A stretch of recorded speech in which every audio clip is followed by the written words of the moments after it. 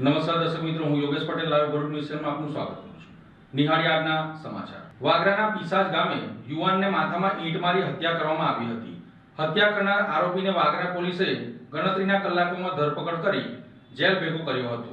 વાગરાના પીસાજ ગામમાં યુવાનની માથામાં ઈંટના ઘા મારી કરપીને હત્યા કરવામાં આવી છે. બંને યુવાનો વચ્ચે નજીવી બાબતે ઝઘડો થયો હતો અને તેનું લોહિયાળ પરિણામ આવ્યું હતું. ગત તારીખ 10 રાત્રિના 11 વાગ્યાના સુમારે જ્યારે ગામ નિંદ્રાધીન હતું ત્યારે મહાદેવ મંદિર પાસે રાઠોડ ફળિયામાં સૂર્યવર્ધન ઉર્ફે સુરેશ મકવાના અને કમલેશ મકવાના વચ્ચે કોઈ બાબતે બોલાચાલી થઈ હતી. બંને વચ્ચે થયેલ બોલાચાલી એકદમ ઉગ્ર બની ગઈ હતી. બોલાચાલી વેળાએ કમલેશે રસ્તા પર પડેલ ઈંટ ઉપાડીને સૂર્યવર્ધનના માથા ઉપર ઈંટનો ઘા મારી દીધો હતો. માથાના ભાગે ગંભીર ઇજાઓ થતા સૂર્યવર્ધન ઢળી પડ્યો હતો અને બનાવની જાણ થતાં જ પરિવારજનો સ્થળ પર દોડી આવ્યા હતા અને પોલીસને જાણ કરી હતી. પોલીસે મૃતદેહનો કબજો મેળવી વાગરા આરોગ્ય કેન્દ્ર ખાતે પીએમ અર્થે ખસેડ્યો હતો. વાગરા પોલીસે બનાવ અંગે હત્યાનો ગુનો નોંધી તપાસ હાથ ધરી હતી. તે સમય દરમિયાન પોલીસે આરોપી કમલેશ મકવાનાની ધરપકડ કરી કાયદેસરની કાર્યવાહી હાથ ધરી છે.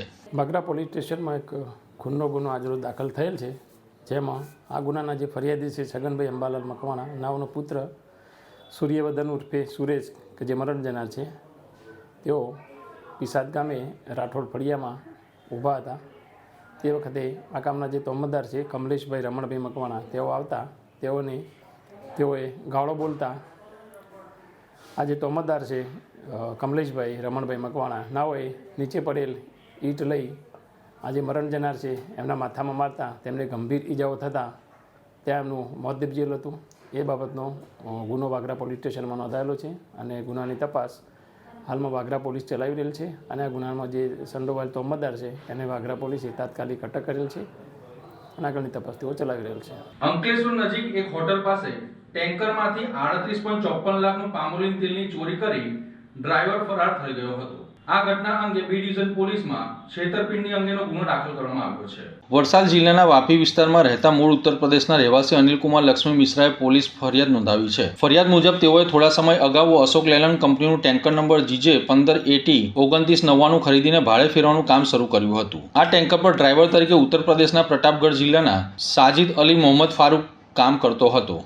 5 માર્ચે ટેન્કર કડી ખાતે પહોંચ્યા બાદ પ્રિયા રોડ લાઇન્સ મારફતે G1 એગ્રો પ્રોડક્ટ્સ લિમિટેડ કંપનીમાંથી પામોલીન તેલનો જથ્થો લોડ કરવા માટે આવ્યો હતો.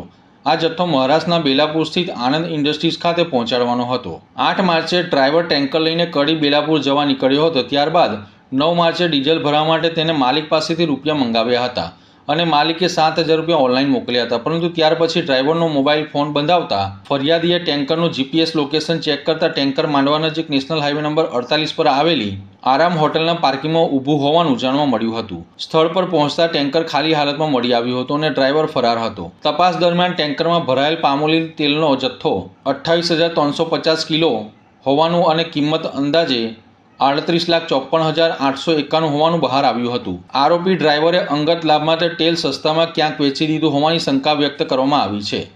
પોલીસે આ મામલે ડ્રાઈવર સાજિદ અલી મોહમ્મદ ફારૂક વિરુદ્ધ ગુનો નોંધી વધુ તપાસ હાથ ધરી છે અને તેની શોધખોળ શરૂ કરી છે. ખરોડથી અંકલેશ્વર તરફ જતા નેશનલ હાઈવે નંબર 48 પર સોલિડ વેસ્ટ ઢોળાતા વાહન ચાલકો લપસીને રોડ પર પટકાયા હતા. અંકલેશ્વર નેશનલ હાઈવે નંબર 48 પર સોલિડ વેસ્ટ ઢોળાતા માર્ગ ચીકણો બન્યો હતો, જેના કારણે કેટલાક વાહન ચાલકો લપસીને રોડ પર પટકાયા હતા. ઘટનાની જાણ થતાં ફાયર વિભાગની ટીમ દોડી આવી માર્ગ પર પાણીનો મારો ચલાવી સફાઈ હાથ ધરવામાં આવી હતી. ત્યારબાદ વાહન વ્યવહાર ફરીથી શરૂ કરવામાં આવ્યો હતો. આ સમય દરમિયાન ટ્રાફિક જામની સ્થિતિ પણ સર્જાઈ હતી. ખરોડથી અંકલેશ્વર તરફ જતા નેશનલ હાઈવે નંબર 48 પર પરિવાર હોટલ સામે હેઝાર્ડ વેસ્ટ ઢોળાઈ જતા માર્ગ અચાનક લપસણો બની ગયો હતો. માર્ગ ચીકણો બનતા પસાર થતા કેટલાક વાહન ચાલકો લપસ્યા હતા, જ્યારે 2-3 નાના વાહન ચાલકો રોડ પર પટકાયા હતા.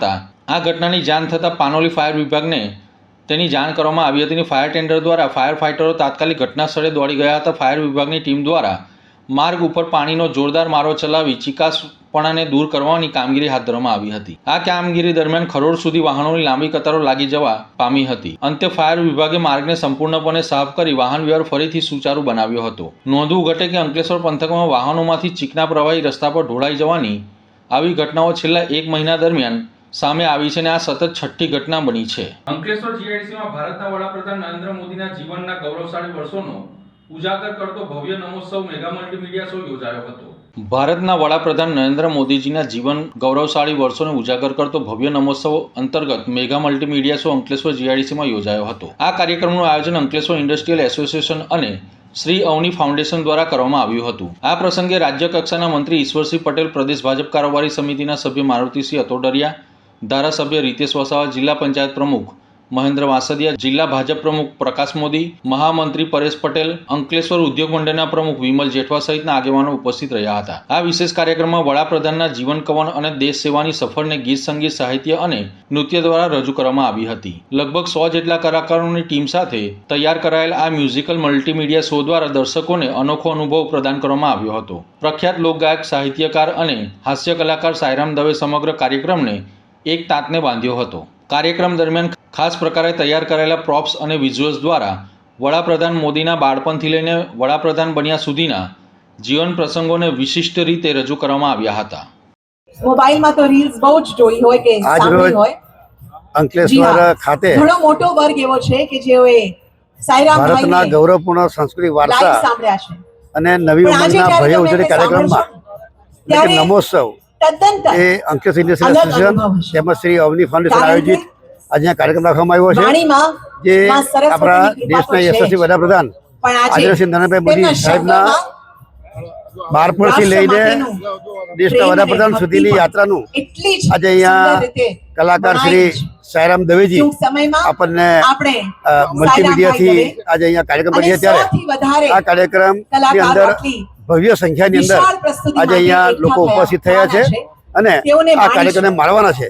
ત્યારે હું ફરીથી શ્રી સાયરામ દવેજીને અને એમની ટીમને હું ખૂબ અભિનંદન પાઠવું છું કે અમારા અંકલેશ્વરની જનતાને આ નમોત્સવ કાર્યક્રમ એમના થકી નિહાળવા મળ્યો. વાલિયાની ગ્રીન વિલા સોસાયટીમાં તસ્કરોએ 3 મકાનોને નિશાન બનાવ્યા હતા. તમામ તસ્કરો સીસીટીવી કેમેરામાં કેદ થયા હતા. વાલિયા માંગરોળ માર્ગ ઉપર આવેલ ગ્રીન વેલી સોસાયટીમાં તસ્કરો ત્રાટક્યા હતા. તસ્કરોએ 3 મકાનોને નિશાન બનાવ્યા હતા. તસ્કરોએ એક મકાનમાં ચોરી કરી હતી, જ્યારે અન્ય 2 મકાનમાં કંઈ પણ હાથ નહીં લાગતા વિલા મોઢે પરત ફરવાનો વારો આવ્યો હતો. આ ચોરીની ઘટનાને અંજામ આપવા આવેલ તસ્કરો સોસાયટીના અંદર લગાવેલા સીસીટીવી કેમેરામાં કેદ થયા હતા. તસ્કરોના પગલે સોસાયટીના રહીશોમાં ફફડાટ ફેલાઈ જવા પામ્યો હતો. ત્યારે ચોરી અંગે વાલિયા પોલીસ સ્ટેશને ફરિયાદ આપવામાં આવી હતી અને પોલીસ દ્વારા સીસીટીવી ફૂટેજના આધારે તપાસ શરૂ કરી છે. તો આ હતા આજના સમાચાર. નવી ઘટનાઓ સાથે ફરી મળીશું. ત્યાં સુધી જોતા રહો લાઈવ વર્લ્ડ ન્યૂઝ ચેનલ. નમસ્કાર.